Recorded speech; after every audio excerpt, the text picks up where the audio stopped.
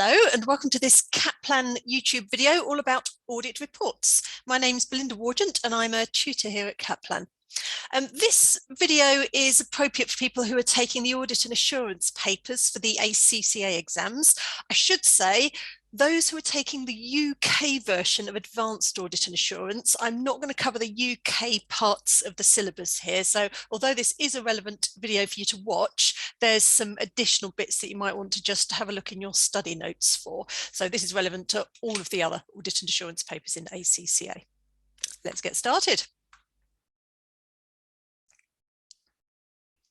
So first of all, let's have a think about what an audit report is and where it sits in the grand scheme of things. So I'm thinking about financial statements and I'm thinking, well, there are three sets of people that we need to think about in the preparation of financial statements. Obviously, the first set is the directors of the company. So they are preparing the financial statements. So it's their duty to prepare a set of financial statements that hopefully show a true and fair view of the state of affairs of the company.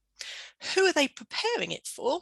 They're preparing it for the shareholders in the company. So the shareholders in your typical company are going to be presented with these financial statements and they're going to use the information in those financial statements to make their economic decisions, to decide whether to continue to invest in the company, etc. Where do we fit in?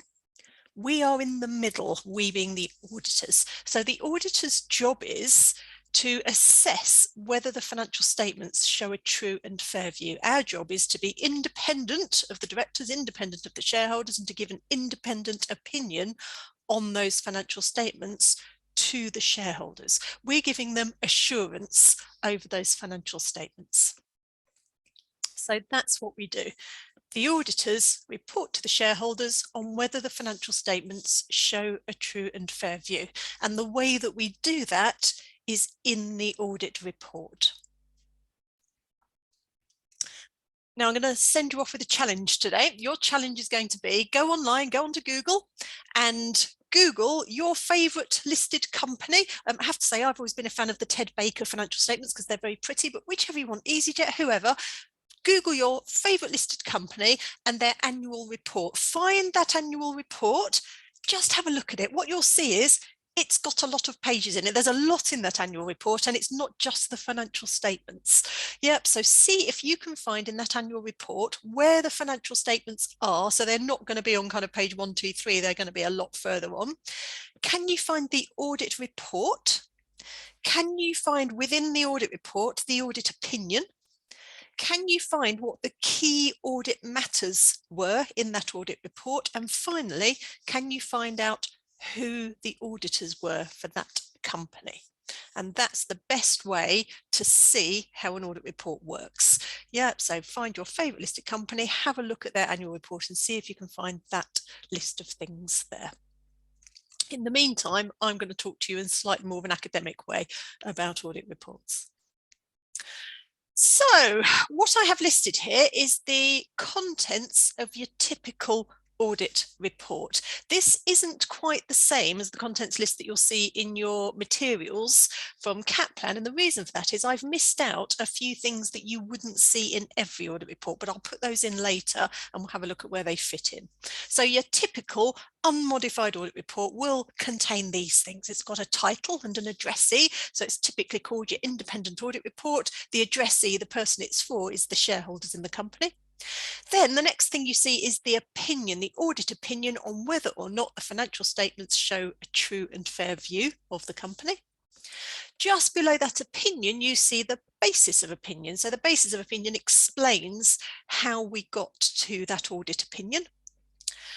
Then, for only listed companies, we'll have a chat about that in a moment, there's a thing called key audit matters. So the biggest, most significant things that we encountered during the audit of that company. After that, we see a bit that's called other information. Now, when you find that annual report for your favourite listed company, what you'll find is there are lots and lots of pages of things, information, bits about the company that aren't the financial statements or the audit report, but it's all filed together in one big annual report.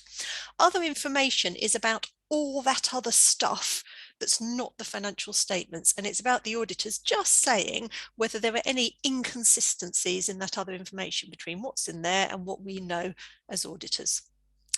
We then list responsibilities, the responsibilities of the directors to prepare the financial statements, to implement good internal controls, to run the company, and the responsibilities of the auditors to give an independent opinion on those financial statements. And finally, we sign it off. It's the name of the engagement partner who was the partner on the audit, a signature, the auditor's address, so you can find them if you need them, and of course the date that we signed off that audit report and gave that opinion. Now you see the heading I've put on this page here. It says this is the contents of an audit report for a listed company. I'm now going to show you a similar list for an unlisted company, and you'll see something's missing. One thing. So a non-listed company has a very similar looking audit report, but the one thing you don't have to put in there is, let's put it back again, those key audit matters. Now, we're going to talk through various parts of an audit report in just a moment, but let's start with that. Let's start with that bit that's in the audit report for a listed company, but isn't in an audit report for a non-listed company, those key audit matters.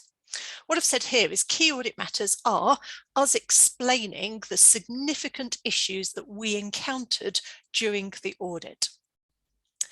So, what about key audit matters? Well, first of all, as we've just seen, they're only required in an audit report for a listed company. You can put it in an audit report for a non-listed company if you want to, if your client really wants you to, but generally you'll find them in audit reports for listed companies. What's in there? It's what it says on the box. It's the key audit matters. It's the matters that, in our judgment, were the most significant when we were auditing that company. And here's a little list of the sorts of things that you'll see. So it's the areas that were more risky. It's the areas where we had to use a lot of auditor judgment, or maybe the areas where management had to use a lot of judgment in order to decide how to account for something. And also any significant big events or transactions during the period. What sort of things are we talking about? Well, a big impairment review. I'm imagining post-COVID, or at least during the COVID years, there might be some big companies out there who might be doing some big impairment reviews, trying to decide if their assets have fallen in value. So that might be a very big judgmental area that we needed to spend quite a lot of time making sure that we audited it and got right. For example, big significant events or transactions. Suppose the company or the group bought a massive subsidiary during the year, had to do a big goodwill calculation. That would have required a lot of effort. It does require significant judgment. It's a big significant event during the year. So those are the sorts of things you might see listed as key audit matters. So what do we have to tell people about those key audit matters? For each thing that we say is a key audit matter, we have to say why that thing was considered to be a key audit matter. Was it particularly judgmental? Was it particularly risky? Was it a very significant event during the year? And we'll talk about how we addressed it during the audit. And that is key audit matters. Now back to that list. So there are 7 things on this list here broadly. We're going to start with the big one. We're going to start by talking about the audit opinion, which comes hand in hand with the basis of opinion, and then we'll talk about a few other aspects of audit reports. So we'll just focus in for now on that audit opinion, which of course comes hand in hand with the basis of opinion. Let's talk about the opinion. So most audit reports that you read, and probably the audit report for your listed company that you look up, will have an unmodified opinion. And that unmodified opinion says the financial statements show a true and fair view. It sometimes says a few other things as well, but we're going to concentrate on the true and fair part of it.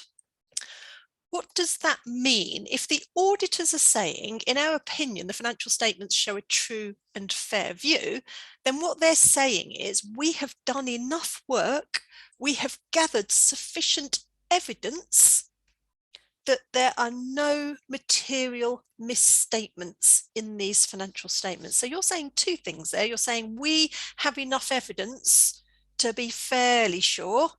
And secondly, you're saying the thing that you're fairly sure about is there aren't any material misstatements in these financial statements. And those 2 things together that make you sure enough to say, in our opinion, the financial statements show a true and fair view.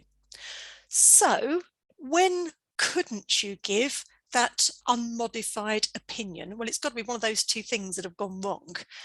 When can't you give an unmodified opinion? Well, either you don't know that the financial statements show true and fair view because you haven't got enough evidence, you haven't been able to gather it for some reason, or alternatively, you have got enough evidence and what you've discovered is there is a material misstatement in the financial statements.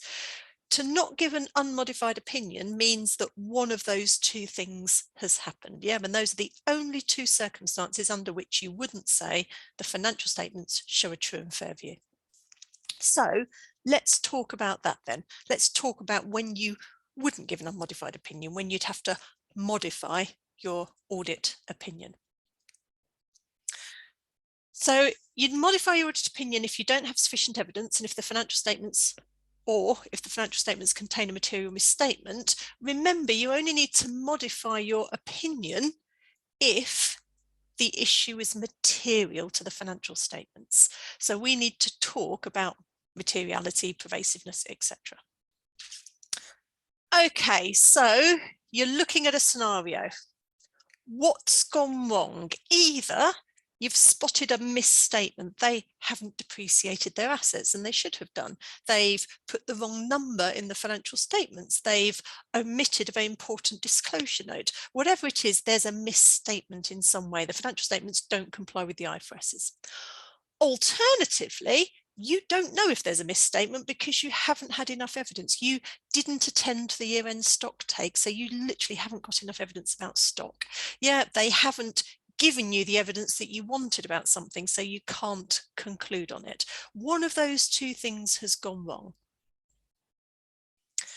You need to say which one has gone wrong, and in that case, how am I going to modify my audit opinion? Now look carefully at this. Whether you modify the opinion in either of these circumstances and how you modify the opinion depends on whether this thing that's got the problem is material to the financial statements and on whether it is pervasive.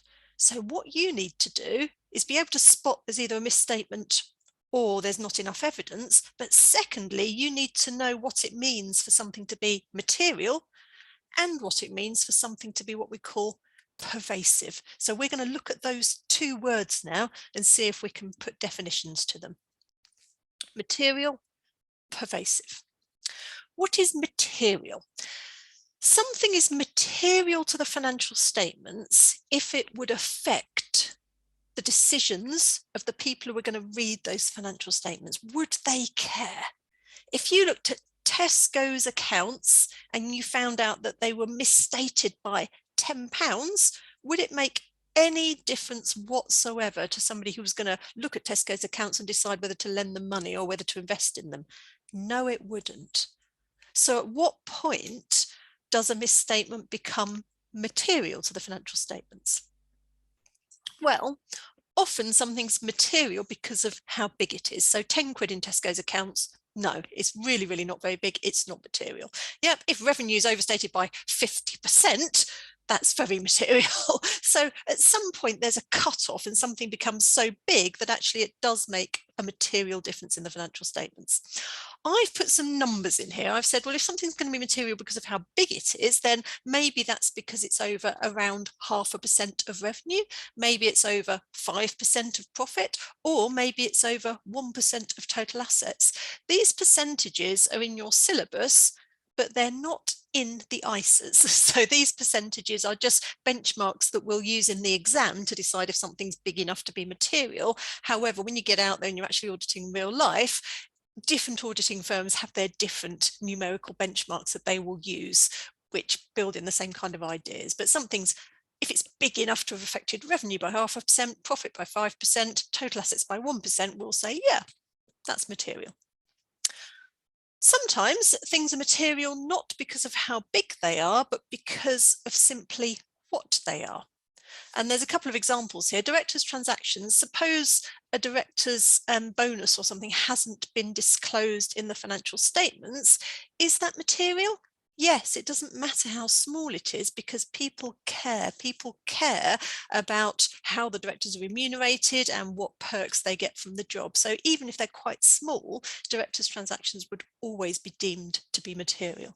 Similarly, for related party transactions, if anyone transacts with the company and there's control, there's influence, there's common group ownership, then that would be a material transaction. The breaching covenants example is an interesting one. Suppose a company had a covenant over their financial statements. The bank had lent them money and they said, right, well, here's a covenant. You have to repay the loan immediately if your current ratio falls below a certain level. Even a tiny change in the financial statements might change them so that suddenly they're breaching that covenant, they're falling below that numerical level. And if that's the case, even though it's only a small number, that would make that misstatement material. So what's pervasive? So pervasive is more than material.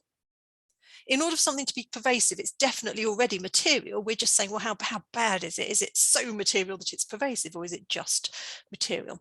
If something's pervasive, it's of absolute fundamental importance, so much so that its misstatement basically renders the whole of the financial statements misleading. So if there's a pervasive misstatement in the financial statements, you may as well not read them because the whole thing is rendered misleading. What makes something pervasive? Three things.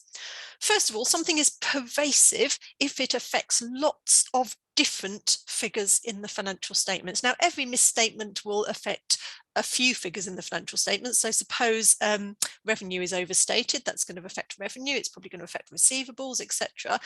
But some things affect many different numbers, and that would make it pervasive. An example here is if a company is not a going concern, it should use the breakup basis for preparing its financial statements. And under the breakup basis, a lot of different numbers change their values in their financial statements. So if a company has not done that, if a company's used the going concern basis when it should have used the breakup basis, we'd say that's pervasive. That affects many different figures in the financial statements. Another good example of that example of pervasiveness is if a company has failed to consolidate a subsidiary, because of course to consolidate a subsidiary you add it in on a line-by-line basis into your financial statements. What else can make something pervasive? Well, it might not affect lots of different numbers in the financial statements, but that one adjustment that hasn't been made might be so huge that it's not just material, it's actually absolutely fundamental and substantial. So, for example, if revenue was understated, let's say, if that understatement was only 1%, we'd say, okay, well, that's more than 0.5% of revenue, that's material. But 1% isn't going to be pervasive. However, what if revenue was misstated by 80%? Well, that's definitely material because that's more than 0.5%. But in addition, that's pervasive because it's such a huge number in the context of the financial statements.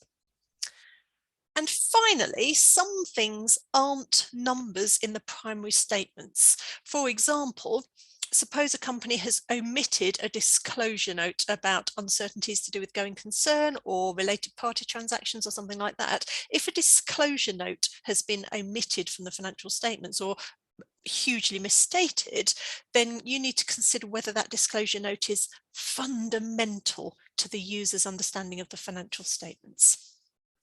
It's a matter of judgment. But broadly speaking, something's material, usually because it's big enough to have affected revenue, profit, or total assets by a big enough percentage, or because of what it is. In terms of pervasive, it's either pervasive because it affects lots and lots of different numbers in the financial statements, or because it's absolutely massive in the context of the financial statements, or because it relates to a fundamental disclosure note. Remember those definitions because you need to apply those when you're deciding how big a problem is and what the effect is on your audit opinion. So you've either got a misstatement or you've got a lack of evidence, and how you're going to modify your opinion depends on whether it's material, according to that previous definition there, and on whether it's pervasive. Let's go through them one by one. So suppose there is a misstatement in the financial statements. How bad is it? If the financial statements are misstated in some way, maybe a number has been put in wrongly or they haven't followed an accounting rule, sometimes that misstatement is immaterial. It's tiny and it's not one of those material by nature things, in which case you don't change your audit opinion at all. You'll make no mention of that problem in your audit report whatsoever. You'll give an unmodified opinion. So your opinion will say the financial statements give a true and fair view, job done. What if the misstatement is material? So it's big enough to be, let's say, 1 or 2% of revenue, or 10% of profit, something like that. But you look at the list of what deems something to be pervasive and you decide, well, it's not pervasive, but it is material. You would give what's called a qualified opinion. What does that mean? When you qualify your opinion, you say, well, the financial statements do give a true and fair view, except for this one thing. Yeah, inventories are overstated. The financial statements do give a true and fair view, except for inventories, which are overstated. What if the misstatement is so bad, it's not just material, it's pervasive? Yeah, profits are overstated by 100%. Revenue is understated by 50%, something very, very big. Or, we've omitted a subsidiary from the financial statements that affected lots of numbers. If you think the issue is pervasive, it's so big that it renders the whole of the financial statements misleading, we give what's called an adverse opinion. An adverse opinion is where we say the financial statements do not give a true and fair view. If you see an audit report with an adverse opinion in it, you don't bother reading the financial statements. So there might be a different problem. We've just talked about where there's a misstatement in the financial statement, something is wrong. What if there is not enough evidence for you to say whether or not something is fairly stated? Again, it depends on whether it's immaterial, it's material but not pervasive, or it's material and pervasive. If the thing that you don't know if it's fairly stated or not is immaterial, then we will make no mention of it in our audit report. We will give an unmodified opinion. We will say the financial statements give a true and fair view. If the issue is material but not pervasive, it's the same as for a misstatement. We will give a qualified opinion. So if you didn't attend the stock take, you don't have enough information about the year-end stock, but stock is a tiny number in the financial statements, it's, I don't know, 6% of profit, it's 3% of total assets, you would say, well, the financial statements do give a true and fair view, except for inventories, over which we don't have enough information. And finally, if you don't have enough information about something and that issue is material and pervasive, you would give a disclaimer of opinion. What does that mean? It means we don't give an opinion at all. Your opinion section would read, we do not give an opinion on this set of financial statements. Again, if you read an audit report and they give a disclaimer of opinion, it's not really worth reading the financial statements because you have no idea if those financial statements give a true and fair view or not.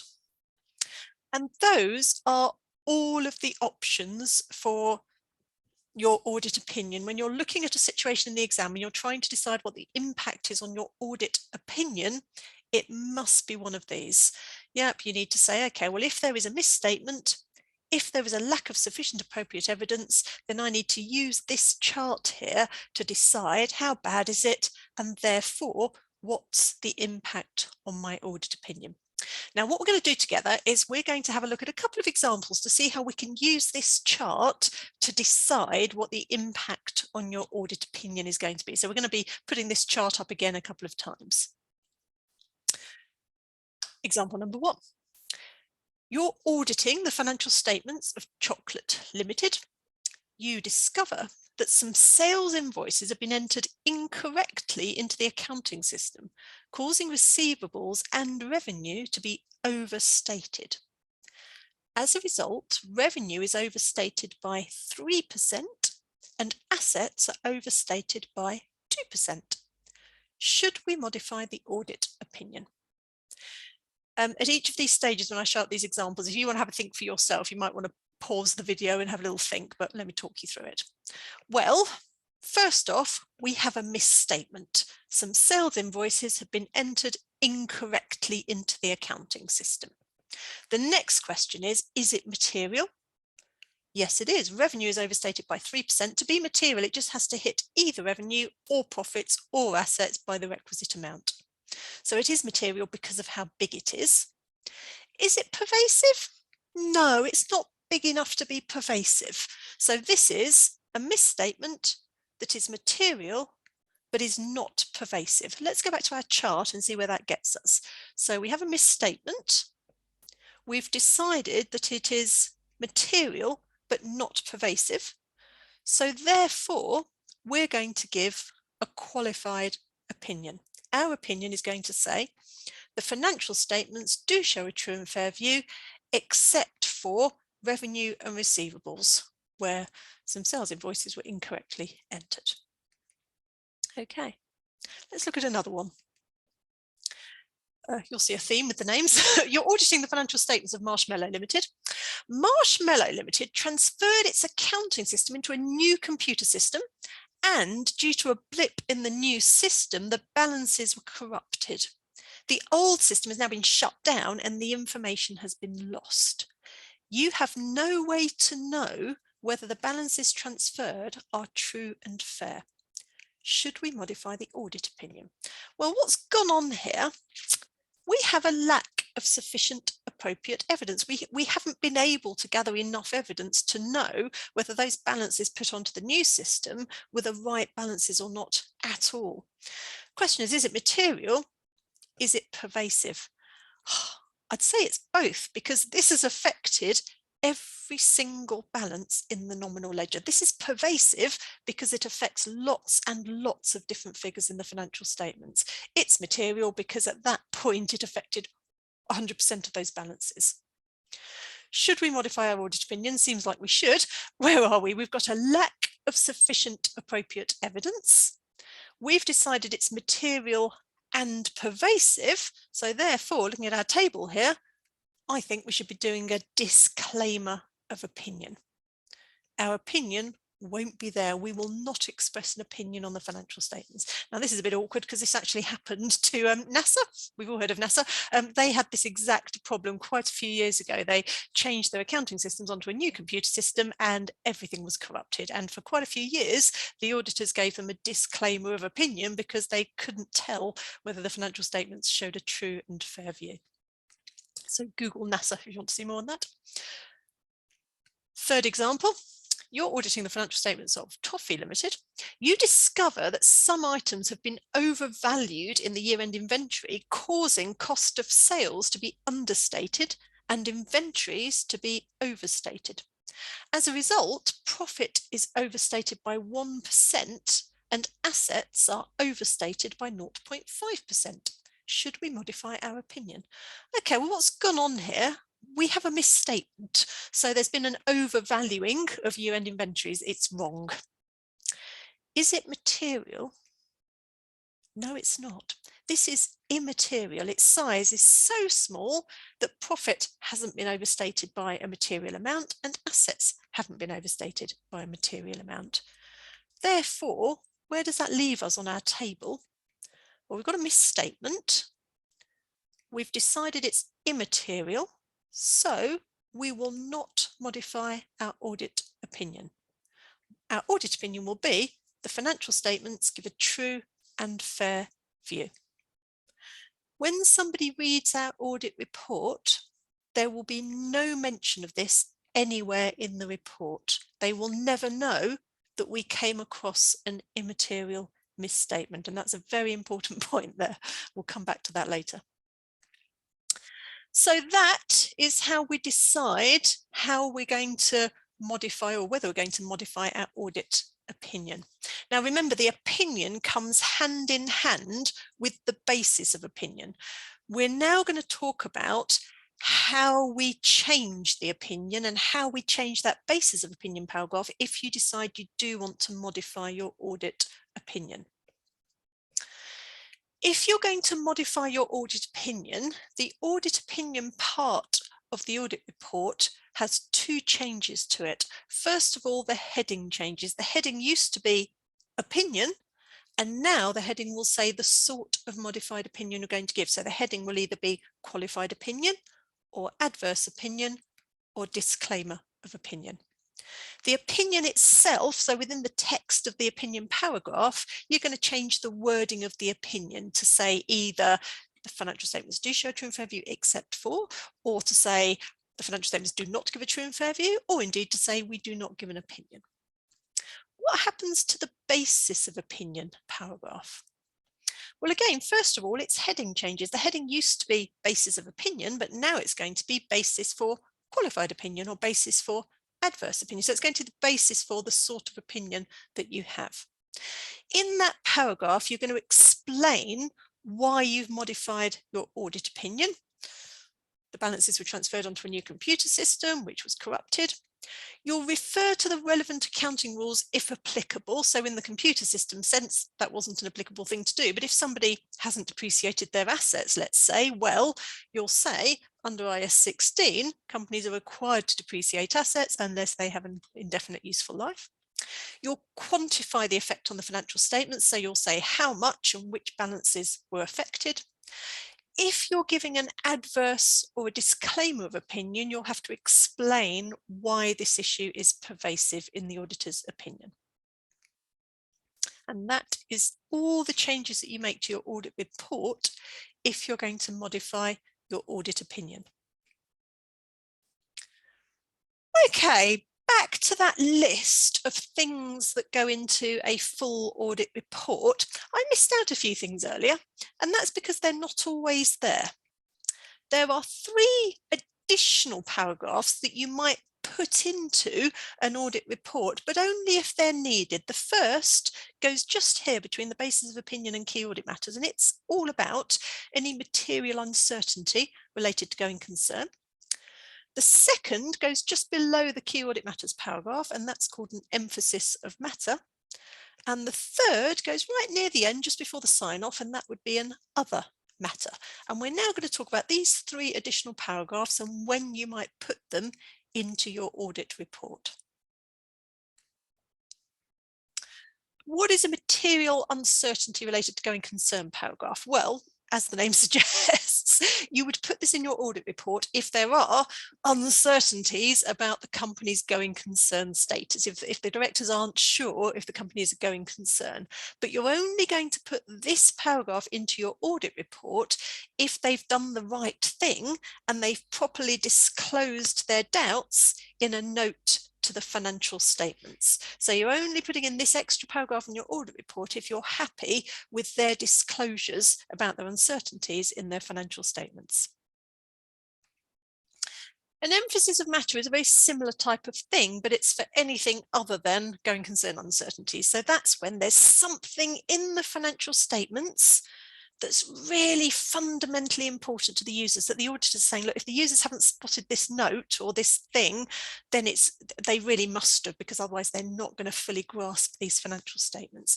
Again, you're only going to mention it in an emphasis of matter paragraph when this thing has been adequately presented or adequately disclosed in the financial statements, if you're happy with how it looks in the financial statements. Examples of emphasis of matter paragraphs, you'd use one where the company is not a going concern and they've used the breakup basis. You draw that to people's attention in the emphasis of matter paragraph. Another example, if there's been a major catastrophe during the year. Do you remember the BP oil spill in the Gulf of Mexico back in, when was it, 2010? That was an example of where the auditors used an emphasis of matter paragraph. It didn't affect the going concern status, but it was pretty huge and it needed just to have people's attention drawn to it. So both a material uncertainty related to going concern and an emphasis of matter paragraph are used for the auditor to draw attention to a disclosure note or an aspect of the financial statements. The auditor is saying, when you look at the financial statements, do note this thing here. It's really important that you've seen it. So what's an other matter paragraph? That's nothing like the other two. An other matter paragraph is used when the auditor wants to say something to the users about usually something to do with the audit. So it's not something that's in the financial statements, it's something else that the auditors want to communicate to the users. And a good example of this is if the auditors are auditing this year's financial statements, but they weren't the auditors in last year's financial statements, then they'll say that in an other matter paragraph. So an other matter paragraph is not about something in the financial statements, it's just something else the auditors want to tell their users.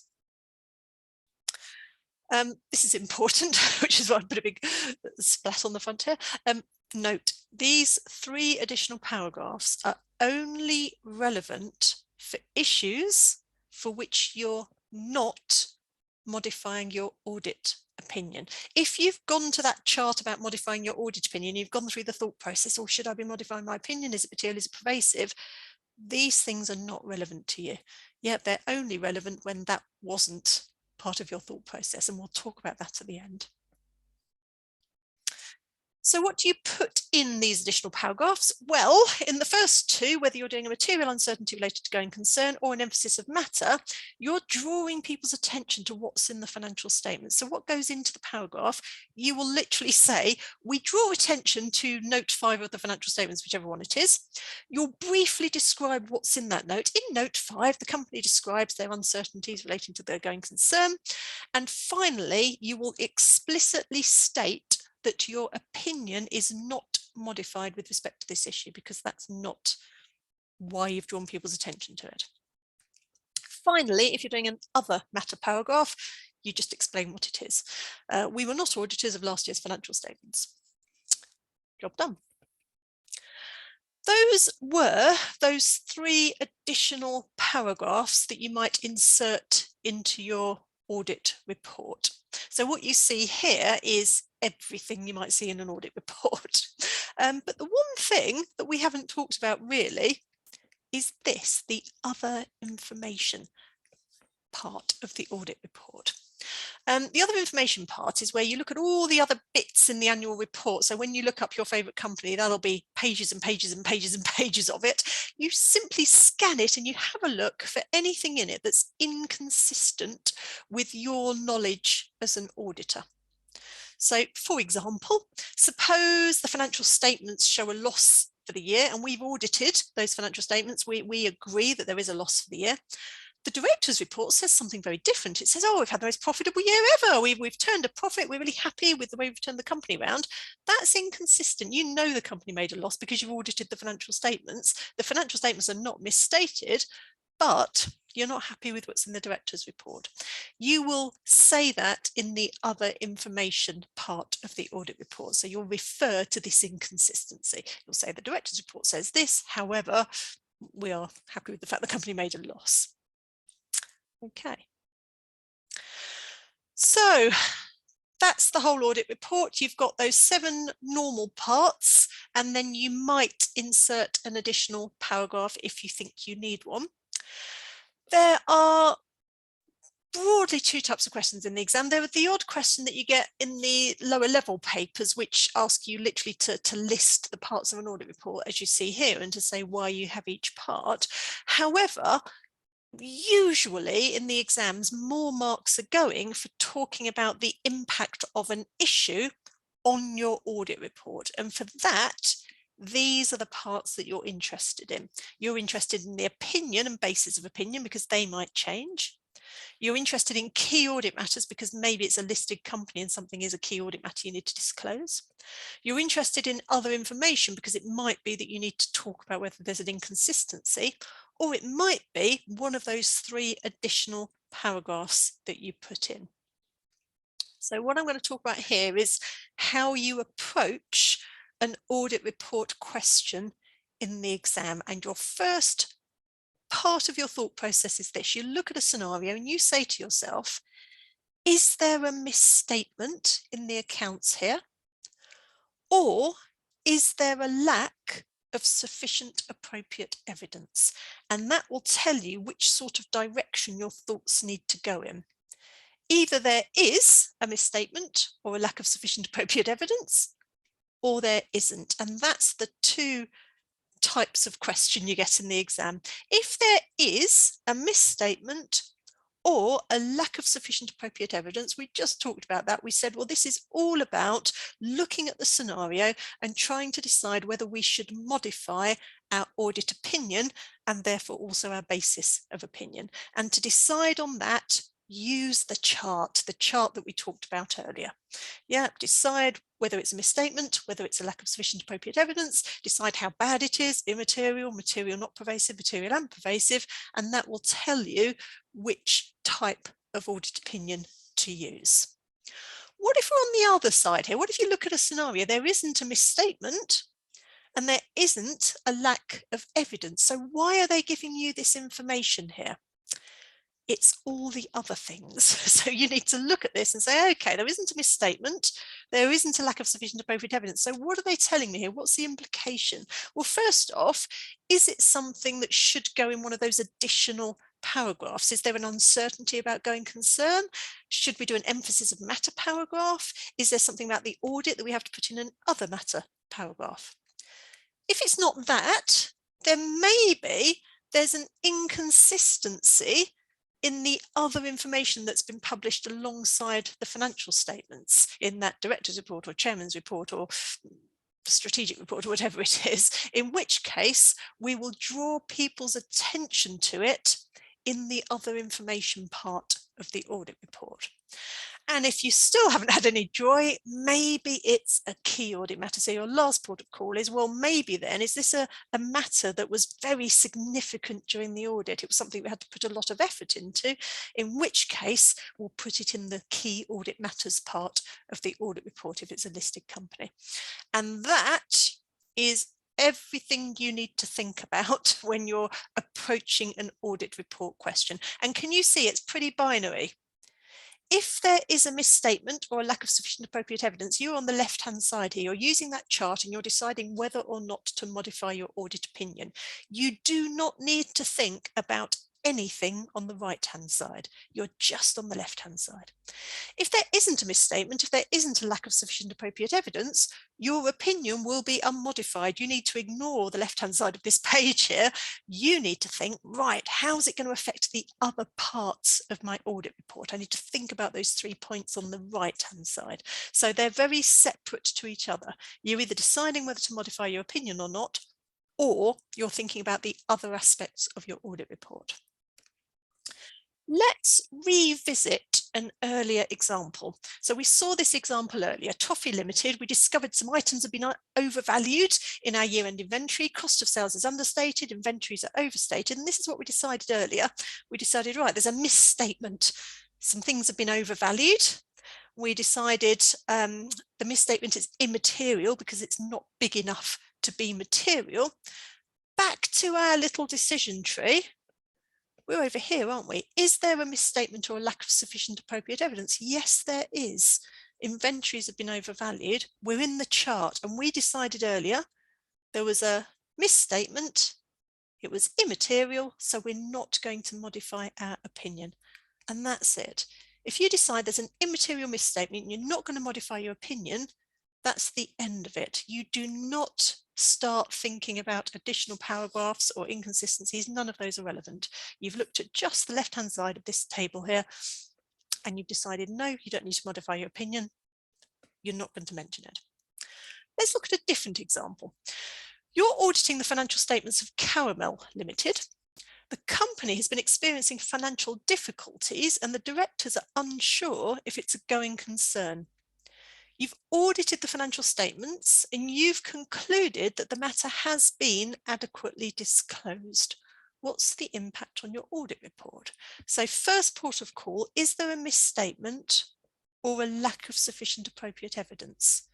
No, we have sufficient evidence. We've done our audit work and we've pulled a conclusion from it.